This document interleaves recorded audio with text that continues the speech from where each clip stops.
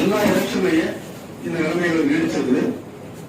அரசாங்கம் உத்தரவு பிறப்பித்தாலும் கூட ஒரு சில காவல் நிலையங்கள்ல எந்த நிகழ்ச்சி நடத்துவதற்கு எந்த விதமான அனுமதி கிடைக்கிறது. குறிப்பாக ஆன்லைன்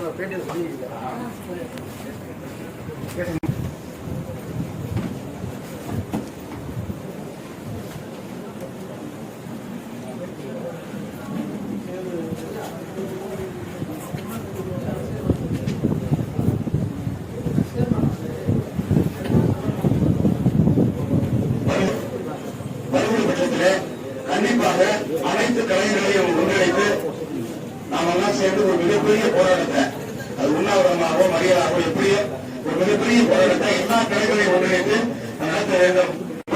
முறையாக ஒரு நம்ம சொல்லுவோம்.